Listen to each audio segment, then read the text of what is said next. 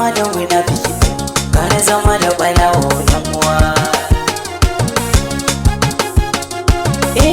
To zama da munafiki ne kun ga abin da yake mini yan uwa. Murmushi ke yi mini na juya baya yi mini dan uwa. In ka gan shi kamar wani dan uwa ashe a kiya kai bololuwa. Rai da mugun aiki bai gaba kamar hali shi ne ke yin bawa. Idan ka kama manemin tumar ka ya za ka yi masa. Yanzu da yaya za a yi kare ya kamo da bisa. Kun fi san sabanin kai ne ya fi daɗin fallasa. Aniyar ku tafi ku masu gulma hular jawo da kokowa. Ni abinci na gubar zuri'ar ka ce na faɗa maka. Arziki dai ka ci tuna abinda waka taimaka. Shi halin dai ya fi kama ga wanda ya sha abaka.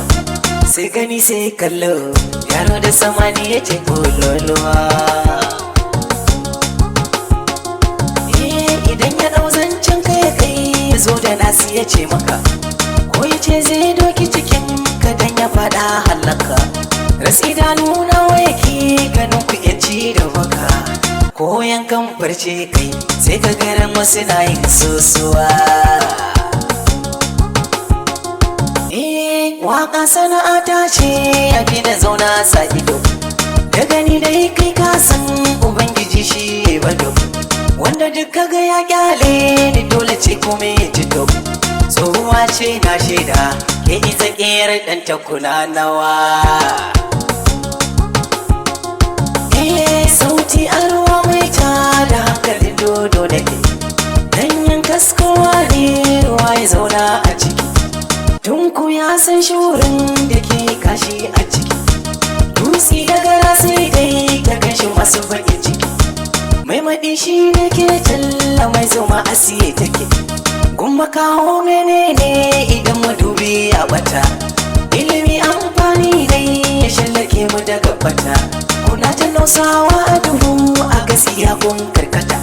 Kuna gani wai kun waye ku haka waye wa take. Kifin gulbi ya zarce na fada ma na faɗa muku. Wanda ya ji fa kamar da shi to fa da shi ɗin ma nake. Wasu ma ba sa ƙaunar su ga ka ƙoshin lafiya. Suna ganin baƙon abu sai ka ji suna yin tambaya. Sun fi son su ga ka shiga haƙula idan su yi dariya. Godiya bar da bul'arshi mai sa wadatar zuciya.